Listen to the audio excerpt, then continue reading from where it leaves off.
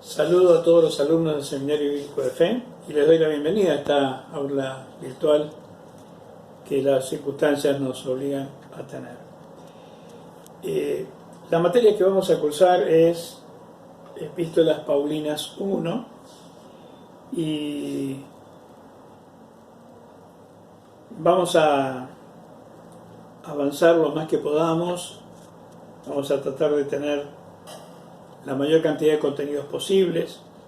Estimo que ustedes ya oyeron un audio por WhatsApp que les envié, dándole algunas recomendaciones, especialmente esa parte inicial de la materia, así que lo damos por sabido. Y bueno, me presento, soy el profesor Juan Carlos Fioretti de Mendoza y tengo la bendición de compartir con ustedes. Algunos de ustedes seguramente los conozco de alguna otra materia, pero en esta nueva normalidad que nos toca vivir, pedimos que el Señor nos ayude, nos ilumine y no perdamos nada de lo que Dios tiene preparado para nosotros en cada una de las materias del seminario. Acompáñenme a leer brevemente, porque después vamos a volver sobre este texto, 1 Tesalonicenses, capítulo 1, versículo 3. Es lo que podríamos llamar la Trinidad del obrar cristiano. Vamos a dar lectura y luego vamos a orar un instante para comenzar así la clase. Dice así la palabra de Dios, versículo 3 del capítulo 1, 1 Tesalonicenses. Acordándonos sin cesar delante de Dios Padre y Padre nuestro, de la obra de vuestra fe, del trabajo de vuestro amor, de vuestra constancia en la esperanza en nuestro Señor Jesucristo. Tres elementos. El apóstol Pablo está agradecido, está alabando a los hermanos, está, de alguna manera podríamos decir, felicitando a los hermanos por la obra de su fe, por el trabajo de su amor y por su constancia en la esperanza. Como decía, vamos a volver enseguida a meditar este pasaje, pero sobre estas palabras de gratitud del apóstol, en esta carta a una naciente, incipiente iglesia, de muy poco tiempo de comenzada, ya esta iglesia tiene esas características. Ojalá si alguien nos mandara una carta a nosotros o a nuestra iglesia, pudiera tener esos conceptos, ¿no? Qué lindo sería. Pero vamos a orar para que Dios nos ayude en ese sentido. Oramos. Padre nuestro, en el nombre de tu Hijo Jesús, nuestro amado Señor. Oramos pidiendo tu bendición, Señor, sobre esta clase, sobre las clases de este día, sobre esta semana, sobre nuestras vidas, Señor, para que tu palabra impacte en nosotros y siga impulsándonos en este proceso de transformación, de crecer a la estatura, Señor, a la esencia de nuestro Señor Jesucristo. Gracias, Señor, guíanos, acompáñanos, Señor, y bendice a cada uno de los alumnos en los tiempos que pueda, Señor, dedicar a esta materia y darle frescura a cada uno, igual que a mí, Señor, para desarrollar la misma. Te agradecemos, Señor, y en tus manos nos ponemos una vez más, en el nombre de Jesús. Amén. Amén. Muy bien. Son 5 epístolas en esta primera parte, en Epístolas Paulinas 1. 4 de ellas son dirigidas a 2 iglesias, son primera y segunda Tesalonicenses, primera y segunda Corintios. Son 2 cartas a cada iglesia, y estas iglesias están geográficamente ubicadas en Europa. Son iglesias fundadas por el apóstol Pablo y su equipo. Su equipo constaba de Silas en el segundo viaje, Lucas, y en el camino se añadió Timoteo. Entonces, primera y segunda Tesalonicenses, primera y segunda Corintios, son iglesias dadas a luz durante el segundo viaje misionero. Y en Europa. La quinta carta de esta materia, que es la carta a los Gálatas, es en el continente asiático.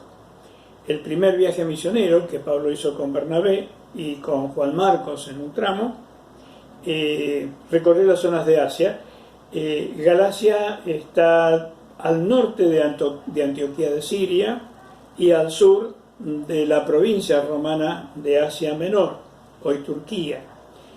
Usted tiene seguramente, aparte de los mapas de sus notas, también tiene una colección de mapas seguramente detrás de sus Biblias. Entonces nos ubicamos geográficamente.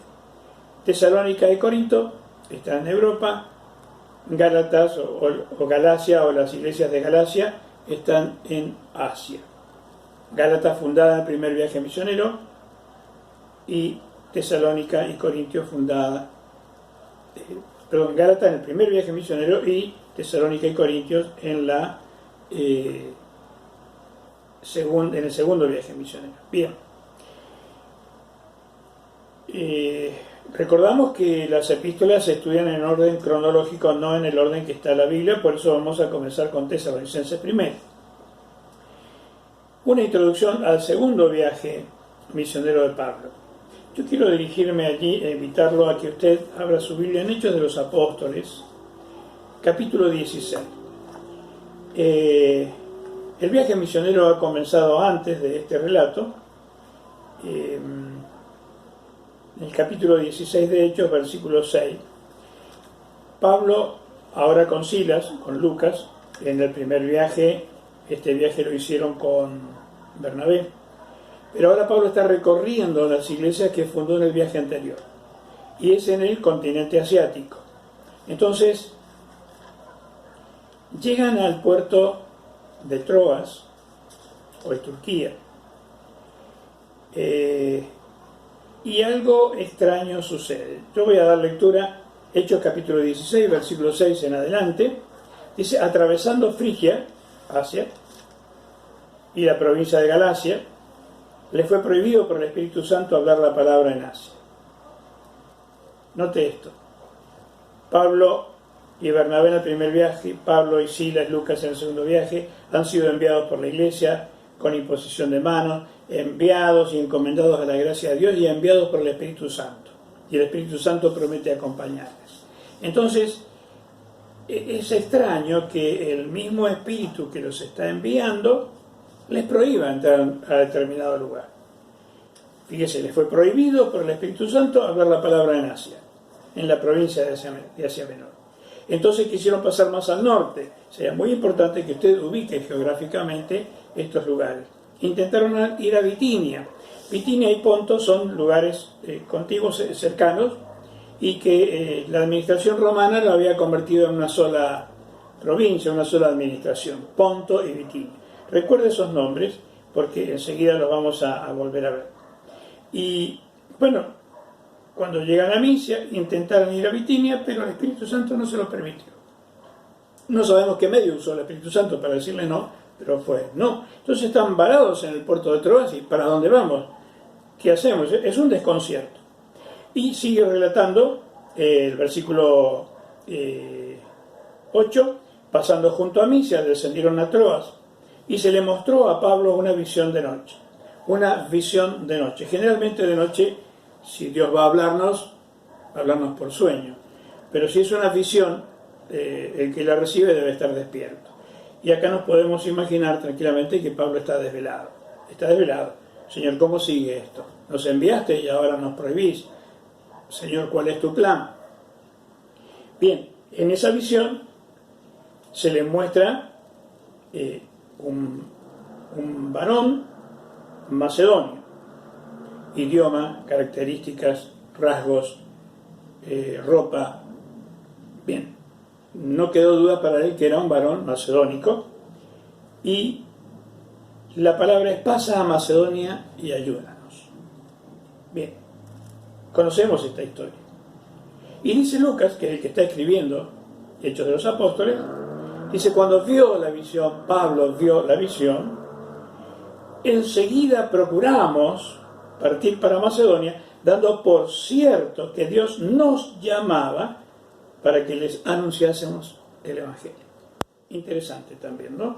Un líder confiable genera confianza en los que son liderados por él. Lucas, Silas, están diciendo, Timoteo, están diciendo, si Pablo vio la visión es porque Dios le habló y Dios nos llamó a todos como un equipo. Interesante para meditar. Ahora bien, sigue ese viaje, versículo 11, zarpando de Troas, del puerto, vinimos con rumbo directo a Samotracia y al día siguiente a Neápolis y de allí a Filipos. Conocemos la historia de Filipos, vamos a volver sobre la fundación de esta iglesia cuando toque estudiar la carta de los filipenses. Pero sabemos que allí salieron de Filipos con las espaldas laceradas. Conocemos la historia de que fueron azotados Pablo y Sila, y bueno, lo del terremoto de la cárcel, pero eso lo dejamos para la materia que corresponda.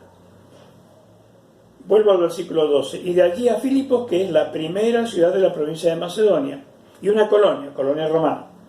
Y estuvimos en aquella ciudad algunos días. Un día de reposo salimos fuera de la puerta, junto al río donde solía hacerse la oración, y sentándonos hablamos a las mujeres que se habían reunido. Entonces una mujer llamada Lidia, vendedora de púrpura de la ciudad de Tiatira, que adoraba a Dios, estaba oyendo y el Señor abrió el corazón de ella para que estuviese atenta a lo que Pablo decía. Lidia estaba en Europa, en Filipos, vendedora de púrpura, pero ella era natural de Tiatira.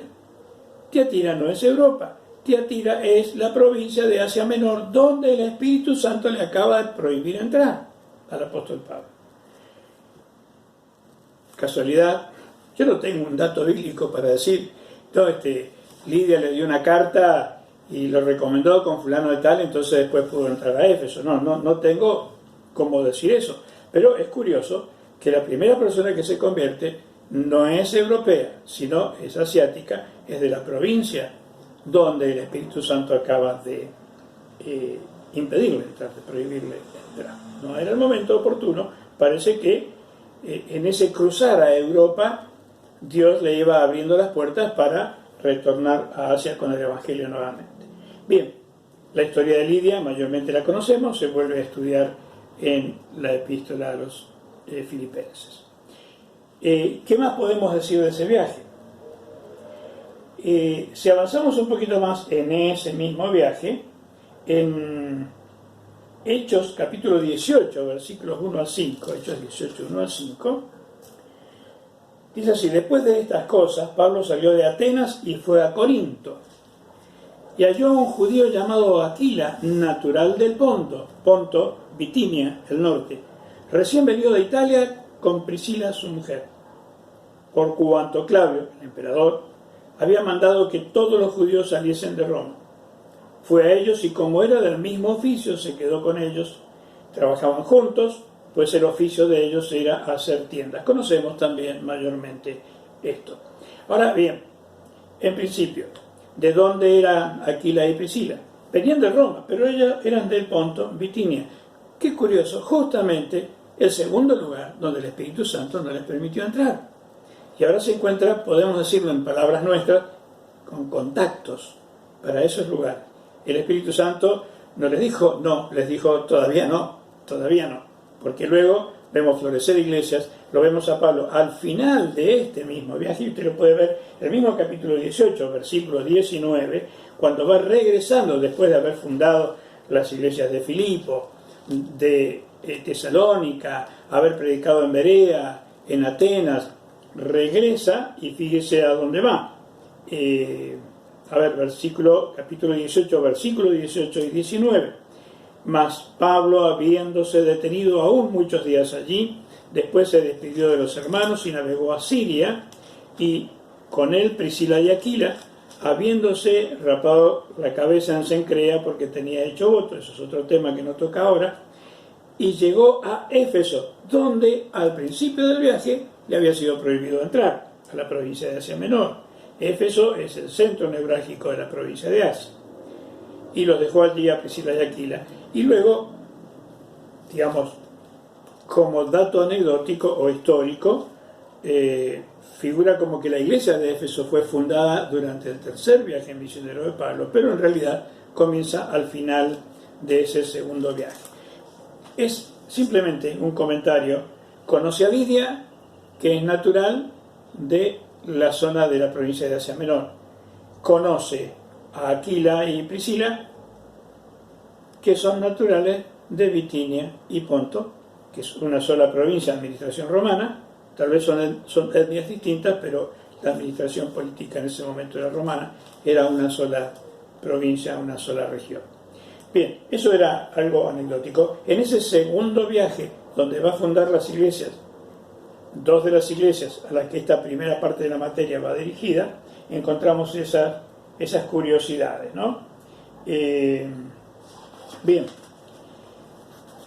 avanzamos un poquito más en el tema y vamos a hablar un poco del carácter interno de las cartas, o lo que podríamos llamar también ejes transversales en las enseñanzas del apóstol Pablo a lo largo de todas sus epístolas. 13 cartas escritas por él y tal vez 14, porque también algunos le atribuyen a Pablo la carta a los hebreos. ¿Por qué no la firma como era su costumbre, con su propia mano, con grandes letras? Pero los que defienden la autoría paulina de la carta a los hebreos dicen que por tratarse de hebreos y por ser él tan odiado por los judíos que no creían en Cristo, y los judíos que sí creían en Cristo, pero que la Biblia los reconoce como los judaizantes, que querían que los gentiles pasaran por todo el judaísmo antes de ir al cristianismo, con su circuncisión incluida, lo odiaban a Pablo. Entonces, los que defienden la autoría paulina de la carta a los hebreos dicen que justamente para que no hubiera generado un rechazo en los lectores, no la firmó. Pero bueno, no es un tema para que nos pongamos a discutir nosotros. Si no fue Pablo, fue un discípulo de él, porque es la misma impronta. Bien, entonces en esos contenidos o temas principales que aborda a lo largo, transversalmente a lo largo de todas las epístolas, que también se ven en la carta a los hebreos, es la cruz. Todas las epístolas miran hacia la cruz. La cruz es el lugar donde se produce el abrazo entre la gracia de Dios y el pecador. Allí es donde se produce el encuentro creador con su criatura, en la cruz de Cristo. Otro tema resaltado totalmente, ampliamente en las epístolas, es Cristo, pero Cristo glorificado. Si bien nos muestra magistralmente a Cristo en la cruz, también hace un sobreénfasis sobre el Cristo glorificado. La Iglesia también ocupa el centro de sus epístolas, la Iglesia como cuerpo de Cristo, por la redención producida a través de la obra de Cristo en la cruz, pero también por la misión que la Iglesia tiene que cumplir. Luego también nos habla de otro tema que es misterio, pero nos revela un misterio. Un misterio es misterio hasta que se cuenta. Es decir, lo que hasta el momento ha sido misterio, Pablo, por la iluminación del Espíritu Santo, por la inspiración del Espíritu, nos revela lo que hasta entonces ha sido misterioso. O sea, en realidad lo que él está diciendo, lo que hasta ahora fue misterio. Y por último, la gracia de Dios. La gracia de Dios, la amplia y generosa gracia de Dios, está en todos los contenidos de todas sus epístolas y desde luego en primera Tesalonicenses también. Y por último, una sexta acotación, también es muy común, encontramos esta expresión de Pablo muchas veces: no quiero, hermanos, que ignoréis. Y habla acerca de distintos temas, acerca de los dones en Corinto, acerca de la venida de Cristo en Tesalónica. No quiero, hermanos, que ignoréis. Desde este punto de vista podemos decir ni el apóstol Pablo, ni el Señor, y podemos decir y anotarnos allí, subirnos a ese caballo, es decir, ni el Seminario Bíblico de Fe quiere que los hermanos ignoren las cosas que ya han sido reveladas en su palabra. Bien, hemos introducido un poco al tema.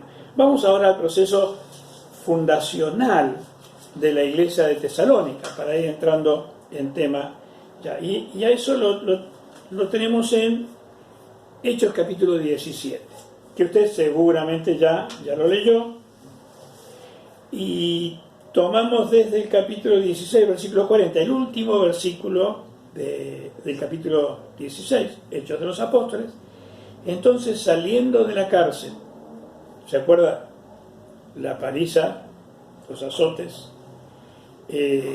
cárcel, terremoto, conversión del carcelero y todos los presos, ninguno se escapó, qué raro, ningún preso se escapó, quedaron prisioneros del Espíritu de Dios que estaba en Pablo y Silas cuando a la medianoche, después de estar sus espaldas desangradas, en vez de quejarse y oír lamentos, los presos oían como ellos cantaban himnos al Señor.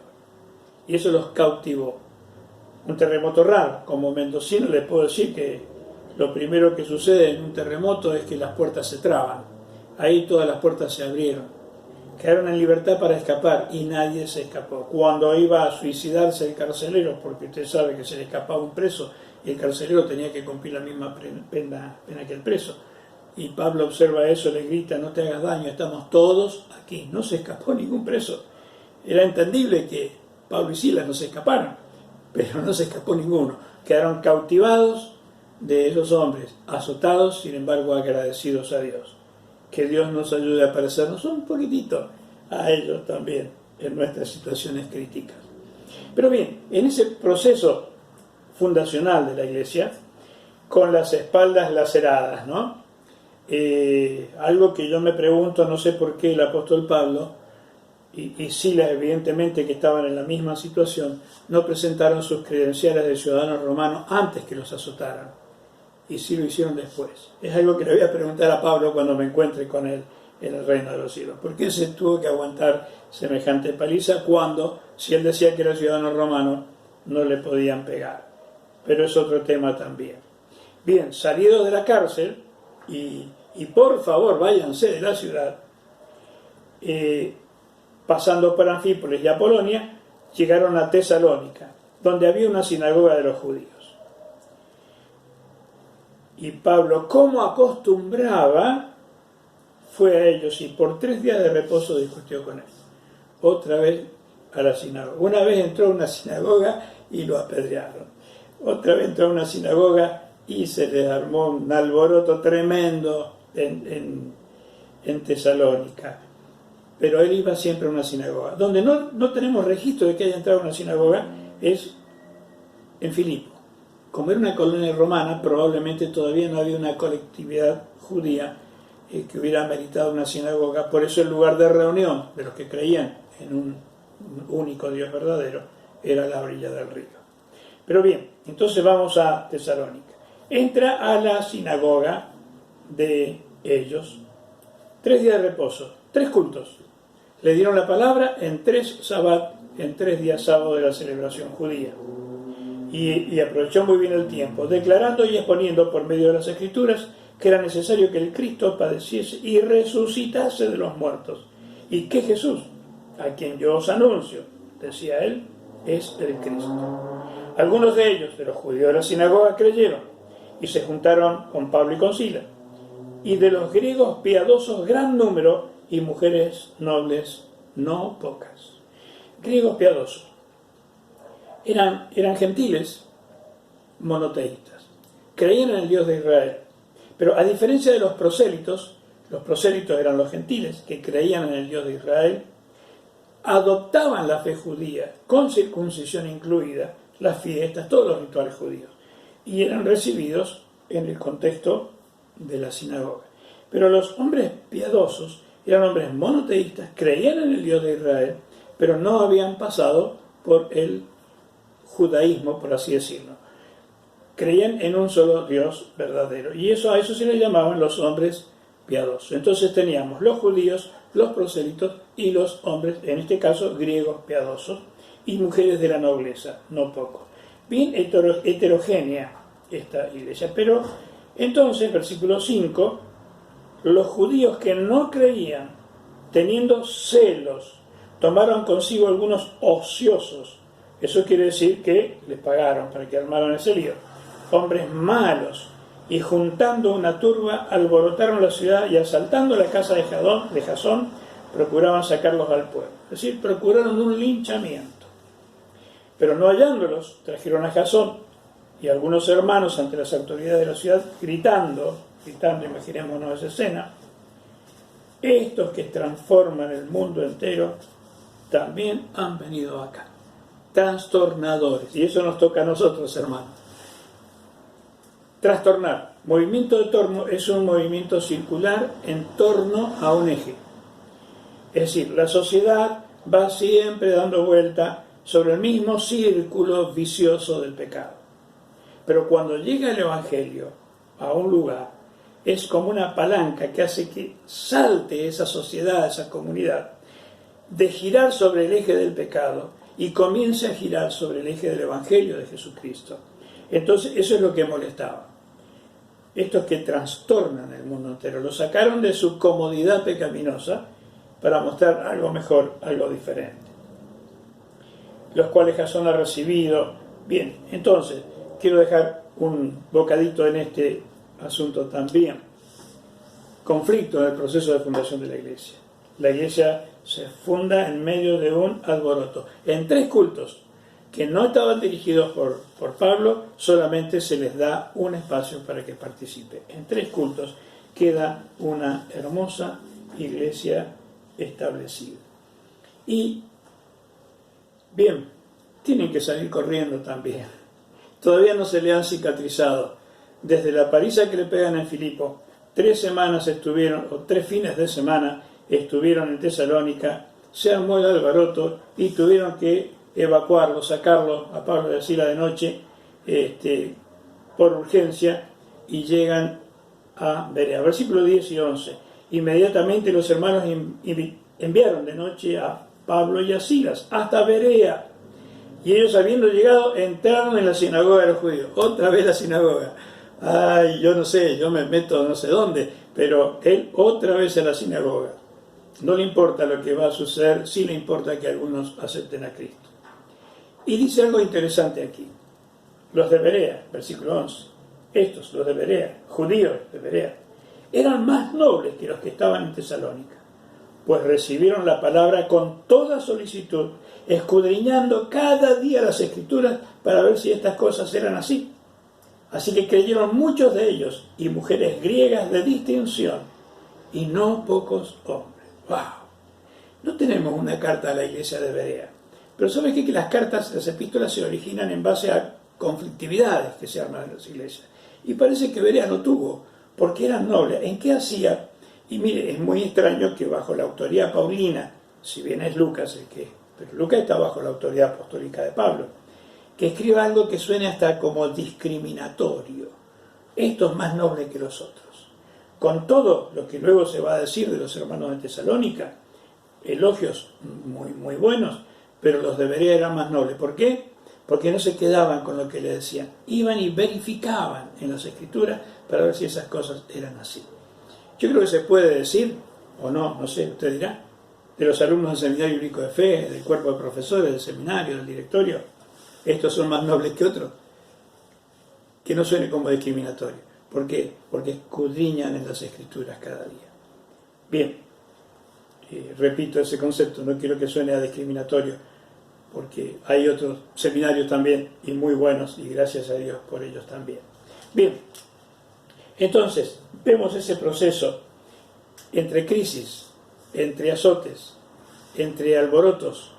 La iglesia del Señor va quedando, va echando sus raíces fuerte.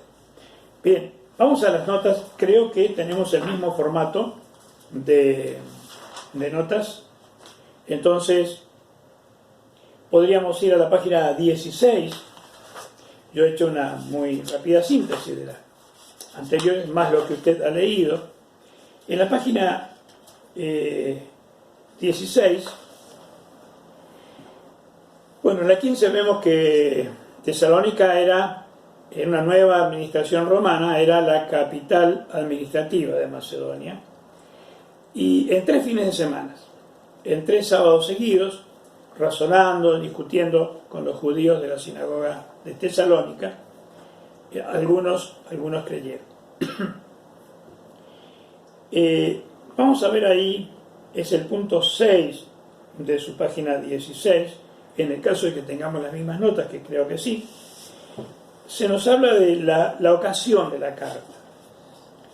Desde Atenas, habiendo ido ya desde de Tesalónica, Pablo envía a Timoteo a Tesalónica. Como fue tan intempestuosa la salida,